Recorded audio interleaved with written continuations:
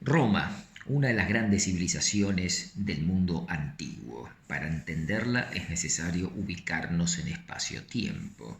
La historia de Roma se divide a grosso modo en tres periodos, desde el 753, la época de su fundación, hasta el año 520. Eso va a conformar lo que sería la época monárquica, vamos a llamarla M, donde está gobernada por los 7 reyes, Tarquino el Soberbio, Tarquino el Antiguo, los reyes etruscos. Del 520 aproximadamente hasta el año 30, 35, podemos ubicar el 40 antes de Cristo, antes del nacimiento de Cristo, después del nacimiento de Cristo. Esta es la otra época que dejó una marca muy importante, que es la consolidación del Senado romano, por lo tanto es la época de la República.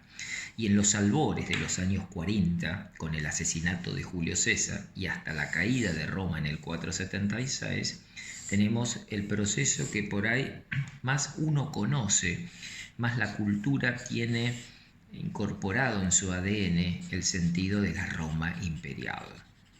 La Roma imperial prácticamente se va desarrollando a lo largo de estos 500, 600 años con una serie de emperadores y va definiendo lo que sería el culto de la arquitectura romana. Eso nos lleva a pensar cómo es la arquitectura romana. En catálogoarquitectura.com pueden incorporar nuestras clases online. La arquitectura romana necesita vivir el espacio interior, necesita sentirlo, necesita expresar sus sentimientos de conquista y de ansias. Para eso los romanos, la arquitectura, necesitan trabajar con los sistemas técnicos. No pueden limitarse al sistema trilítico que utilizaban los antiguos griegos, porque necesitaban ampliar esta luz. Al ampliar esta luz hay que ampliar la inercia de la viga. Por lo tanto, ¿qué hacen los romanos?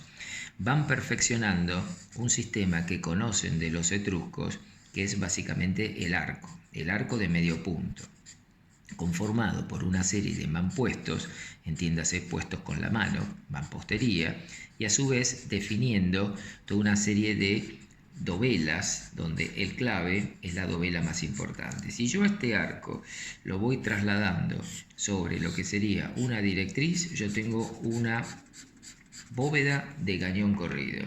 Esa bóveda de cañón corrido me va a permitir cubrir grandes luces y sobre todo obtener perforaciones laterales siempre por debajo de lo que sería la imposta. Si esta forma yo no la afecto, caso contrario, imagínense ustedes, si yo tengo que hacer una perforación así, genero una ruptura en la imposta y la estructura se cae. Si yo ese arco lo roto, me voy a quedar con un cuerpo de revolución, entiéndose una cúpula.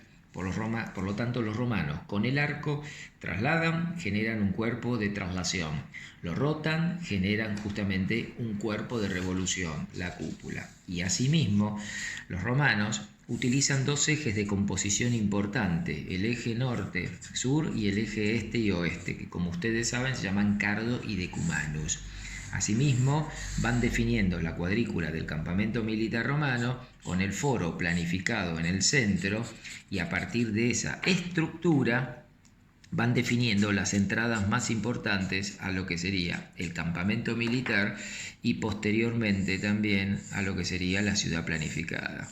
Tingat, por ejemplo, Pompeya, son todas ciudades que se van organizando a partir de un campamento y en torno a esas estructuras de base planificada van generando los distintos paquetes. Pueden estar las termas, que son los espacios de recreación, puede haber una basílica, puede haber un templo, puede haber una serie de palacios y obviamente las viviendas en pequeños sectores de manzana que se llamaban insulares.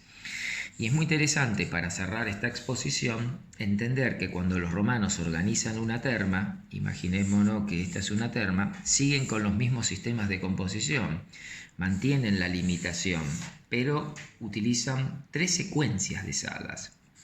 La sala de agua tibia, llamada frigidarium, que es agua a temperatura ambiente, la sala de agua caliente, que se llama caldarium, y la sala propiamente de agua tibia que se llama tepidarium. Muchas veces estos volúmenes pueden llegar a ser intercambiables, pero hay toda una secuencia en función del eje de composición. En torno a los ejes laterales Tanto en las termas de Caracalla como en las de Diocleciano se van conformando todos los locales de apoyo y de equipamiento.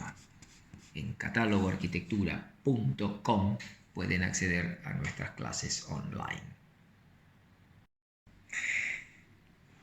La arquitectura romana no es solamente la arquitectura romana, sino también es entender la visión del espacio-tiempo en relación a un planteo de necesidad antropocéntrica. ¿Qué significa esto? Los romanos eran los dueños del universo y al sentirse dueños, su espacio existencial manifiesta en su espacio arquitectónico. En nuestra exposición, a partir de los croquis, fuimos viendo nuestros cortes temporales, espacio-tiempo, y fuimos viendo cómo pasaron por diversos periodos. Pero es necesario entender algo que es importante. Sin el espacio existencial nunca vamos a poder entender el espacio arquitectónico. La arquitectura en sí misma no existe, lo que existe es la obra de arquitectura. Pero para entender la obra de arquitectura hay que entender el pensamiento antropocéntrico romano, la arquitectura como símbolo al servicio del Estado, la arquitectura como un sistema de expansión, sus carreteras, su arquitectura, su arco de medio punto, su bóveda, su cúpula, nacen por un empuje existencial. Esa necesidad de materializar la arquitectura, se llama espacio arquitectónico, a partir del espacio existencial, es lo que en realidad nos hace entender el yo soy yo y mi circunstancia. Los invitamos a descubrir nuestra clase online, catálogoarquitectura.com.